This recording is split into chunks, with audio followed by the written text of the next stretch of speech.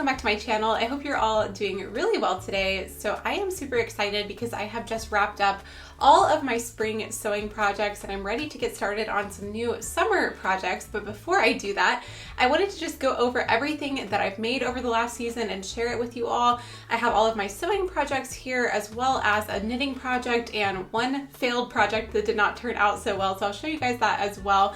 I'm gonna go ahead and jump in and go through all of these pieces. So I'm going to start over here on this end, and the first pieces here are these little sweat sets. So I made two of these.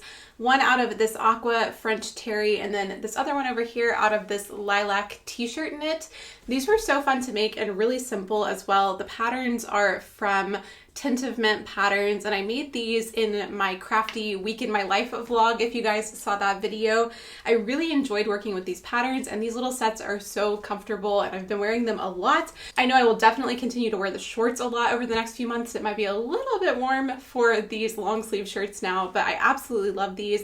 This French terry fabric is so soft, so this is probably my favorite of the two sets, but I also love the lilac one. So here's what the lilac one looks like. It's just the same design with the V neckline, and then the matching shorts is just a little bit of a different weight of fabric, but I love both of these sets and I was really happy with how they turned out. I'm definitely sold on sewing my own loungewear. I found it really fun and it's a lot faster than a lot of other things that I sew, so I've been enjoying making this style of garment, and I definitely want to continue to do that in the future.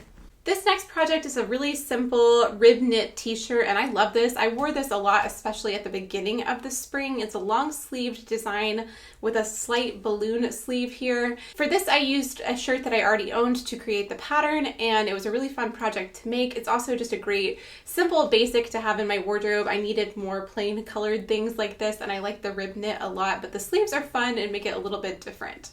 Now, this season, I really wanted to challenge myself with working with some different fabrics, and when I think of a challenging project, this is the one that comes to mind for this season. I have a whole video on this project.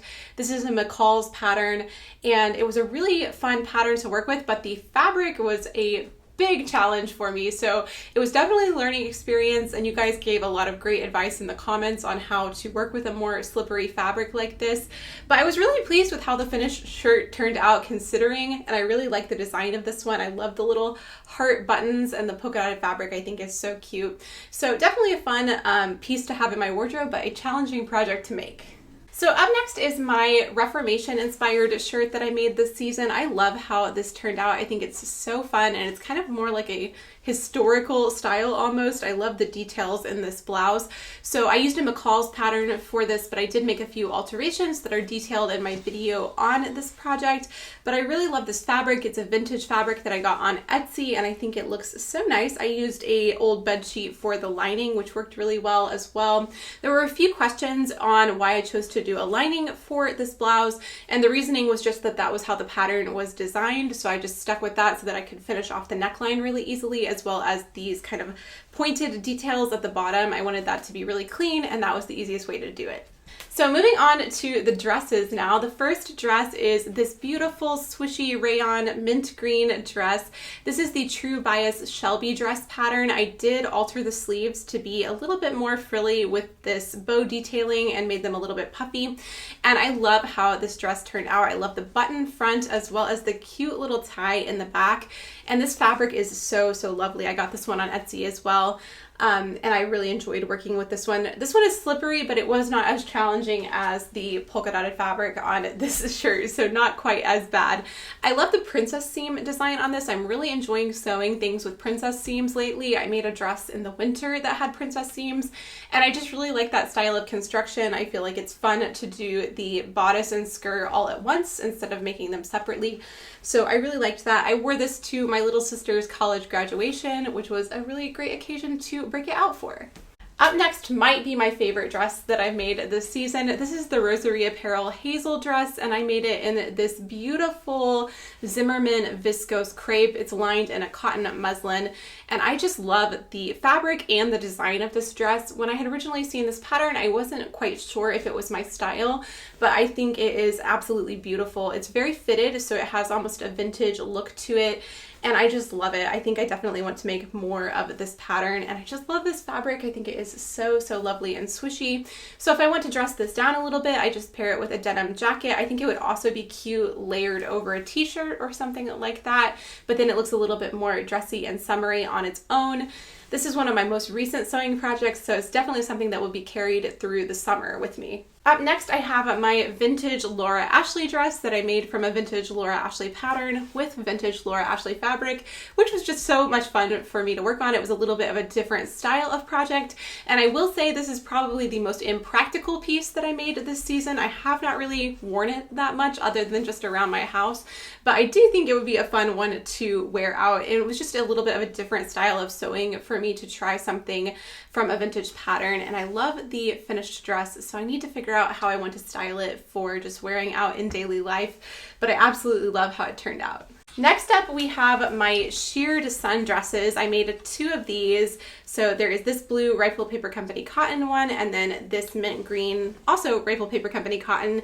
This one's more like a lattice print than a floral print. These are some of my favorite makes of the spring. I've worn them so much, and I have absolutely loved seeing all of your guys' versions of these on Instagram. So many of you have made them as well. A few people have told me they felt like the design was a little too roomy in the bodice, so if you find that when you're making one, I would just reduce the width of the bodice pieces. So I multiplied my bust measurement by 2 for these, but you can multiply by 1.5, and I think that would just give it a little bit more of a fitted feel. But I like it this way. It's a little bit more comfortable to me, and I've just worn these so much. I love pairing them with a denim jacket if I'm going to teach. It makes a really good, easy outfit, but I also love wearing them at home because they're so comfortable. So definitely some of my favorite makes of the season. So I have finished my knitting project for the spring, and I think that working on one knitting project for season might be the right rate of knitting for me because I have always been so slow, but I feel like I can accomplish something with that deadline. So this is the sweater that I made this season. It is a cardigan. It is made out of this fluffy mohair and silk blend yarn that I got from Knit Picks. The pattern is from My Favorite Things Knitwear, and they have so many beautiful patterns. I will link to their website down below, but I really enjoyed working on this. I will say it turned out a little bit more oversized than I was expecting, but I think that might just be the yarn that I used. I did do a gauge swatch, which I usually skip because I'm lazy, but somehow it did turn out a little bit more oversized than I was thinking, but I still really love how it turned out. And I did go for the clear buttons, which most of you suggested that I do on the video where I was showing this. So thank you for your input. I think that was the right decision, and I really love how this turned out. I won't be wearing it for the next couple of months because today it's 90 degrees outside, but I will break it out if we have a cool day here and there. And then last up today, let's talk about a failed project. I think it's only fair if I'm going to be showing you my sewing projects that I show you the ones that don't turn out so well as well. So originally when I was working on my DIY Reformation top video, I was going to include 2 designs in that video. So this is the one that did not make the cut, and there were a few reasons this did not turn out so well. One is that I was working with this vintage fabric, and I really wanted to get a specific design out of the fabric, but I did not have as much of it as I thought. So I was trying to squeeze these sleeves out of that fabric, and there just was not enough for it to work.